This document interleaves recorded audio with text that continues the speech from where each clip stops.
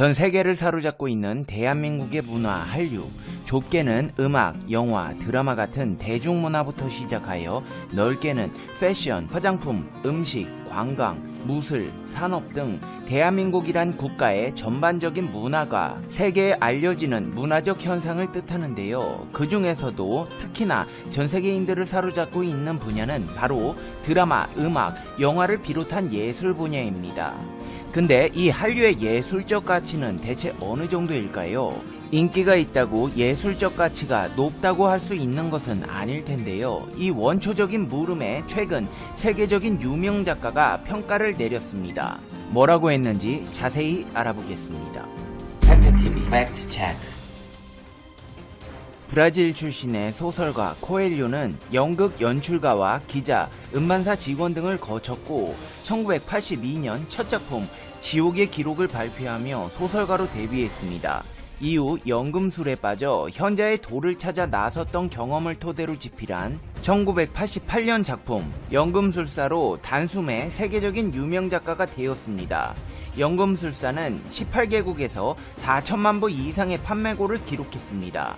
이후 피에트라 강가에서 나는 울었네, 베로니카, 죽기로 결심하다 등 발표작마다 연달아 성공을 거두며 거장의 반열에 올랐습니다. 코엘료는 한국 독자가 가장 사랑하는 외국 소설가 중 한 명으로 꼽히기도 했습니다. 유고슬라비아의 골든북, 에스파냐의 갈라시아 골든메달, 폴란드의 크리스털 미러상 등 프랑스, 이탈리아, 브라질 각국에서 여러 상을 수상하였으며 그의 책들은 45개국 언어로 120여 개국에서 번역, 출판되었습니다. 네이버 오늘의 문학에서 승자는 혼자다를 연재하기도 했는데요. 브라질 작가가 굳이 한국 사이트에 연재를 한다는 점에서 대한민국에서의 코엘료 인기를 실감할 수 있습니다. 이렇게 세계적으로 베스트셀러 작가로 사랑받고 있는 브라질의 모노 파울로 코엘료가 한국 드라마에 찬사를 보냈습니다. 코엘료 작가는 자신의 트위터에 TVN 드라마 나의 아저씨를 언급하며 16회까지 못 볼 줄 알았는데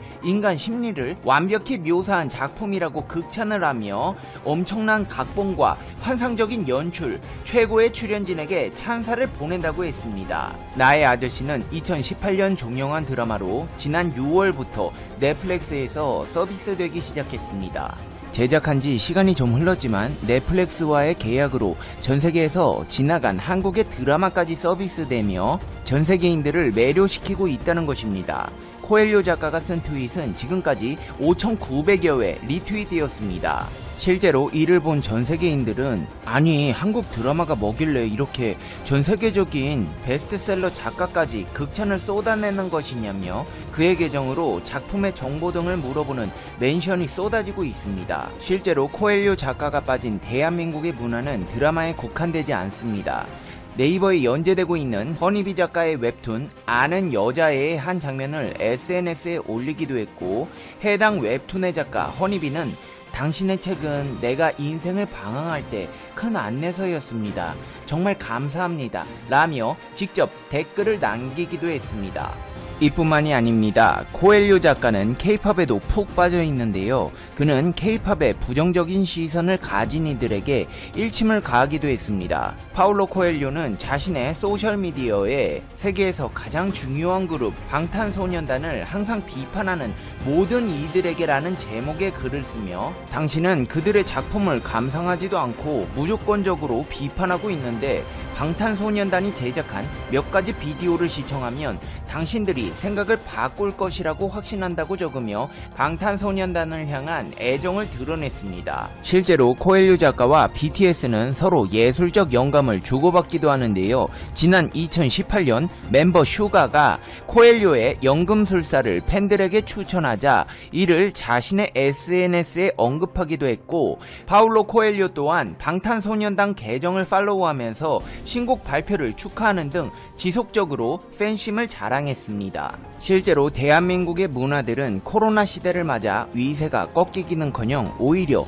날이 갈수록 그 인기를 더해만 가고 있는데요. 특히나 넷플릭스를 필두로 한 글로벌 동영상 스트리밍 서비스가 전 세계로 뻗어가는 K컬처의 교두보 역할을 하고 있습니다. 영상 컨텐츠 순위 차트를 제공하는 플렉스페트롤에 따르면 지난 14일 공개된 블랙핑크 새 세상을 밝혀라라는 다큐멘터리가 넷플릭스 글로벌 전체 영화 차트 6위에 오르며 전세계 이용자들에게 사랑을 받고 있습니다. 또 영화 살아있다는 지난달 넷플릭스 전세계 영화 순위 1위에 오르기도 했습니다. 해외 언론에서는 넷플릭스가 K컬처를 전세계로 뻗어나갈 수 있게 하는 플랫폼 역할을 하면서 동시에 비영어 콘텐츠에 익숙해지도록 돕는 역할을 하고 있다고 분석했습니다. 현재 전세계적인 한류 붐이 이전 세대와 다른 점이 있다면 한류 스타, 글로벌 스타라는 수식어를 굳이 붙이지 않고 있다는 점입니다.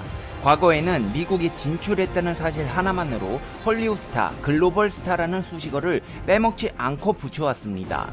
하지만 이제 그럴 필요가 없어졌습니다. 이미 BTS나 블랙핑크 등의 스타들에게는 그런 묘사가 굳이 붙지 않더라도 전세계적인 사랑을 받고 있기 때문입니다. 심지어 팝의 본고장 미국에서조차 BTS의 영향을 받아 다시 보이밴드 열풍이 불고 있는데요. 뉴키즈 온 더 블록, 보이스투맨, 백스트리트 보이즈 등 과거 미국에서의 보이그룹의 인기는 상상을 초월했습니다. 미국과 영국을 중심으로 흘러온 보이밴드 음악 시장은 한때 연예 비즈니스 세계를 좌지우지할 정도로 강한 영향력을 발휘했지만 뉴키즈 온 더 블록이 활동하던 1980년대, 90년대를 지나면서 주춤했습니다. 평론가들 또한 미국과 영국은 경향이 조금 다르지만 대체로 21세기 들어 음악의 주도권이 힙합과 락으로 넘어가면서 풋풋한 보이밴드 음악이 예전처럼 영향력을 발휘하지 못하고 있다고 분석했습니다. 하지만 현재는 BTS가 미국인들의 향수까지 자극해 예전 보이밴드까지 소환시키고 있다는데요. 도니 월버그는 미국을 대표하는 1세대 보이밴드 뉴키즈 온 더 블록의 멤버입니다. 뉴키즈 온 더 블록이 자신들의 대표곡인 행잉 터프 발매 30도를 맞아 1970년대부터 지금까지 50년간 활동한 보이밴드를 찬양하는 내용의 곡을 내기도 했고 Why Don't We, Pretty Much 등 넥스트 보이밴드들이 잇따라 등장하고 있습니다. 보이밴드 조너스 브라더스가 데뷔 12년 만에 처음으로 1위를 차지하기도 했고 아메리칸 아이돌에서 독설로 유명한 심사위원 사이먼 카월이 결성한 그룹인 Pretty Much는 한국 아이돌 그룹처럼 일사불란한 군무를 춥니다.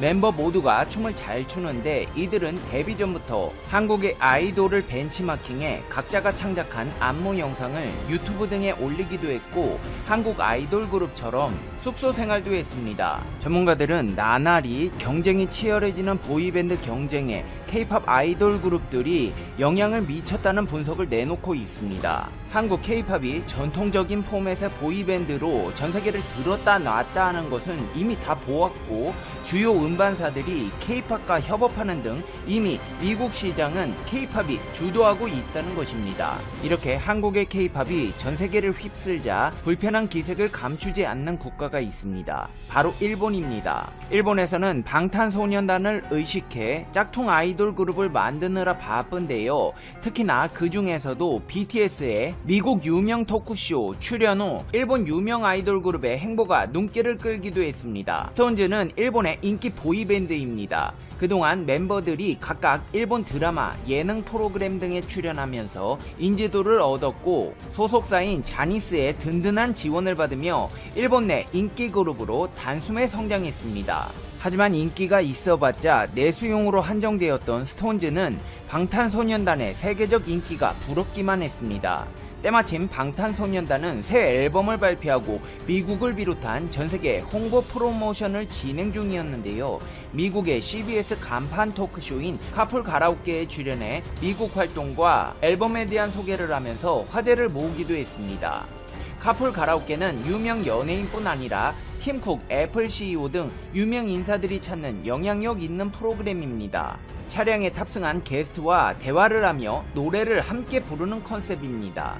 이를 본 일본 대표 아이돌 매니지먼트인 자니스 소속 그룹 스톤즈는 자신의 유튜브 채널을 통해 카 가라오케를 선보였습니다. 미국 CBS 방송에서 출연 요청이 올리는 만무하고 BTS 토크쇼는 따라하고 싶고 상황이 이렇다 보니 그냥 우리끼리 카풀 가라오케를 만들자며 지들끼리 짝퉁을 만들어 올린 것입니다. 이 영상을 본 일본인조차 한국을 지나치게 의식하는 것 아니냐, 손발이 오그라든다, 창피한 줄 알아야지, 이제 일본은 한국의 짝퉁이나 만드는 국가가 되었다는 자주 섞인 비판의 의견들이 나왔습니다. 하지만 한국의 K-팝을 따라오기에는 양국의 수준차가 너무 높아 보입니다. 신한류 현상에 대해 미국 연예 매체 버라이어티지는 뛰어난 역량과 산업 전반에 걸친 다년간의 준비 끝에 한국 엔터테인먼트 업계는 매우 단단한 기반을 갖고 있다. 스마트폰과 유튜브 그리고 넷플릭스가 한류를 더 빠르게 전파하고 그 지평을 넓히고 있다. 앞으로도 한류 문화가 세계를 선도하는 현상이 지속될 것이라고 내다봤습니다. 이같이 거침없이 부는 한류의 열풍은 소비 패턴까지 바꾸고 있습니다. 한류와 K-방역의 영향으로 한국 제품에 대한 해외 수요가 꾸준히 높아지고 있는 것입니다. 2020 아마존 크로스보더 이커머스 서밋 온라인 간담회에서는 아마존이 올해 2분기 106조 원의 매출을 올려 전년 대비 40% 성장했고 한국 셀러도 동일한 성장률을 보였다고 분석했습니다. 크로스보더 이커머스란 판매자가 국내뿐 아니라 해외로도 상품을 판매할 수 있는 글로벌 전자상거래 플랫폼을 현재 일본 극우 언론과 일부 일본 네티즌들은 한국에 대한 다음과 같은 말을 하고 있습니다. 한국은 공산화가 되어 있으며 한국의 첨단 기술은 결국 중국에 모두 넘어가게 되어 있다는 상황이다. 혹은 한국은 모더나 혹은 화이자 백신 대신에 중국 백신을 대량으로 들어와 접종할 것이 분명하다.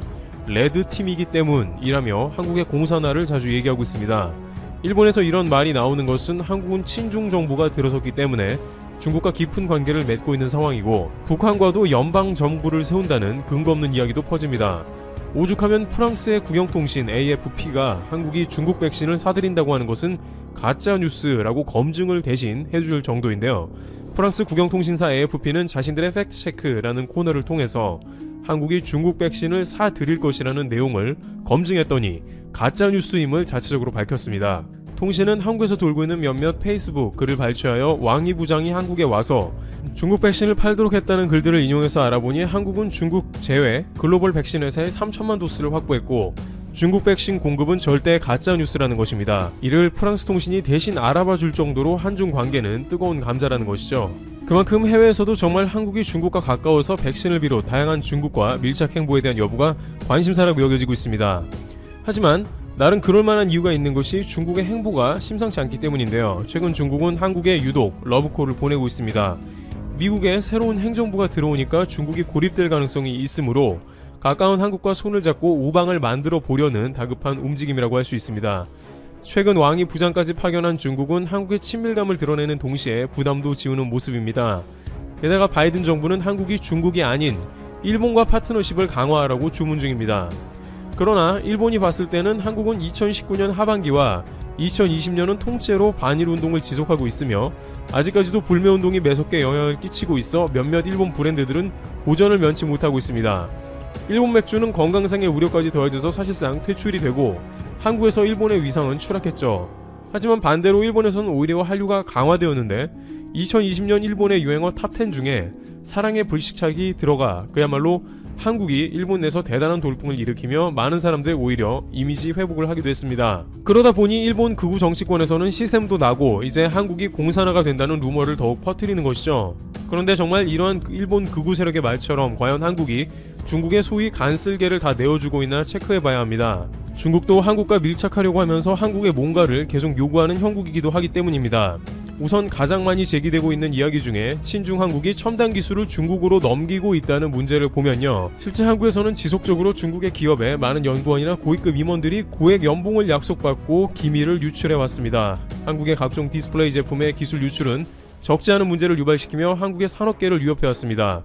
삼성 디스플레이에서는 기밀을 유출하는 연구원들을 법원에 고소하여 소송을 진행하기도 한 것이죠. 중국은 첨단 기술을 호시탐탐 노리고 있으며 자신들이 쉽게 따라할 수 있는 분야는 가리지 않고 기술자들을 빼서 한국 산업 전반에 큰 피해를 주고 있습니다. 이런 것은 미국과 일본 등 가리지 않고 세계적으로 나타납니다.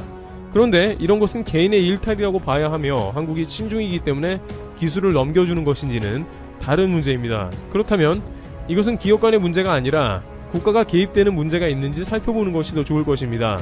만약 국가에서 중국에 주요 기술을 내줬다면 정말 한국이 친중 세력이 어느 정도 있다고 봐도 되는 것이죠.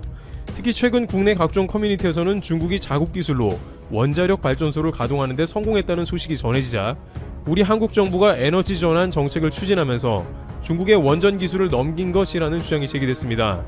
회원수가 150만 명 내외인 온라인 커뮤니티에서도 한국에서 우리나라 원전 기술 중국에 다 퍼준 것 아시죠? 라는 제목의 글이 올라왔다고 합니다. 이 게시물은 중국이 자체 개발한 3세대 원전 기술 화롱 1호를 이용한 원전으로 전력 생산을 시작했다는 기사를 게재하며 이와 같은 주장을 폈습니다. 이 게시물에는 수십 개의 댓글이 달렸는데 탈원전으로 대한민국 60년 원전 기술이 중공으로 넘어갔다. 우리는 탈원전하고 중국에서 전기를 사서 쓰자는 것과 같은 내용이 대부분입니다. 이 게시물이 인용한 중국형 원전 가동 소식 기사에도 비슷한 내용의 댓글이 잇따랐습니다.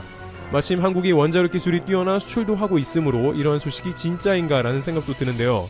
또한 최근 왕이 부장이 한국에 온 것도 백신을 비롯 각종 첨단 기술을 이전해주는 것과 관련이 있다면서 연결해서 생각할 수도 있다는 루머도 제기되었습니다. 놀랍게도 일본 구구 세력이 주장하는 이야기가 한국 온라인에서도 비슷한 흐름으로 전개되고 있는데 과연 그럼 정말 한국 기술을 중국에 넘겨줬나 의문인데요. 그러나 막상 알고 보면 중국 원전은 우리나라 기술과 관련이 전혀 없다고 해도 과언이 아니라고 합니다. 2일 세계 원자력협회 홈페이지에 따르면 중국은 프랑스, 캐나다, 러시아 등으로부터 원전 기술을 도입해 이용 중이며 최신 기술이라고 할 수 있는 3세대 원자로 모델로는 미국 웨스팅하우스의 AP1000과 프랑스 아레바의 EPR을 각각 들여왔습니다. 한국원자력연구원이 2018년 펴낸 중국 원자력 정책 및 연구개발 현황 보고서를 보면 당시 기준으로 중국 내 원전 38기가 가동 중이었는데 이 중 36기가 중국이 자체 개발한 경수로 노형이나 프랑스, 러시아의 모델이었고 2기는 캐나다의 중수로 노형이었습니다. 특히 이번에 중국이 성공적으로 가동했다고 밝힌 3세대 원전 화롱 1호는 프랑스 기술을 기반으로 중국 국영기업 중국 핵전집단공사와 중국 광핵그룹이 설계한 것입니다. 한국원자력연구원 관계자는 중국 원전의 원천 기술은 프랑스가 기본이며 우리가 제공한 것은 전혀 없다고 말했습니다. 그렇다면 한국 원자력 수출이 최근 이뤄지고 이야기가 되고 있는데 그것은 뭐냐고 할 수 있는데요.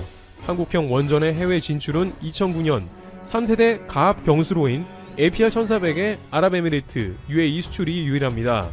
APR-1400은 한국이 1992년부터 10년간 약 2,300억 원을 들여 독자 개발한 것으로 국내에서는 신고리 3456호기, 신한울 125기가 이 노형으로 운영 또는 건설 중입니다. 중국으로는 원전 원천 기술이 아닌 원전 시공이나 운영 정비 기술 수출이 간간히 이루어지긴 했다고 합니다. 한국 수력 원자력은 2014년 발전소 수요기기를 자동 제어하는 설비인 제오형 전산기의 운영 및 정비 기술을 중국 저장성 친산 원전에 수출했으며 체코와 폴란드 신규 원전 수출 노력도 진행 중이지만 중국 원전 관련 기술 수출은 이루어지지 않았습니다. 따라서 한국에서 국가적으로 수십 년간 개발한 원전 기술을 중국에 넘겨줬다는 것은 전혀 사실이 아닌 것입니다. 오히려 한국은 중국의 첨단 기술을 넘겨주는 것을 국가적으로 철저하게 경계하고 있는 상황이며 기업에서 개인의 일탈마저 없도록 관련 사안을 계속 점검하며 문제가 있을 때에는 처벌하고 있습니다. 지난 9월에는 카이스트에서 중국의 자율주행 기술을 유출했다는 혐의로 교수가 기소되기도 했습니다. 해당 기술인 라이다는 자율주행 차량의 눈으로 일컬어지는 핵심 센서로 국제 표준으로 채택되면 상당한 경제적 가치를 갖는 첨단 기술입니다. 카이스트는 결국 대국민 입장문을 내고 사과의 뜻을 밝혔습니다. 또한 한국 기업들에서도 중국에 공장이 있을지라도 핵심 기술만큼은 철저하게 보호한다는 입장을 보입니다.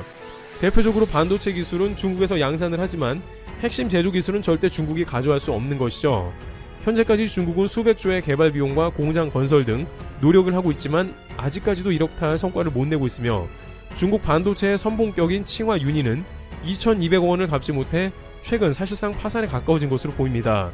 이는 한국 반도체 기업 투톱인 삼성과 하이닉스가 중국의 라인을 상당히 갖추고 인원과 장비를 투입하더라도 절대 핵심 기술의 유출이 없도록 전력을 다하고 있다는 의미가 되고 있습니다. 따라서 한국은 막상 중국의 첨단 기술 유출을 가장 경계하고 있으며 이는 절대 쉬운 일이 아니라는 것이 다방면에서 확인되고 있습니다. 이와 같이 중국은 한국에 러브콜을 보내고 협력하자며 손을 내밀고 있지만 한국은 경제관계는 유지하면서도 기술 유출 등은 철저히 방지하고 외교에 있어서 무리가 없도록 밸런스를 적절히 맞추고 있는 상황입니다.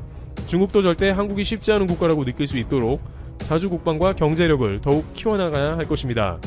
트러블 튜브 여기서 마치겠습니다. 감사합니다.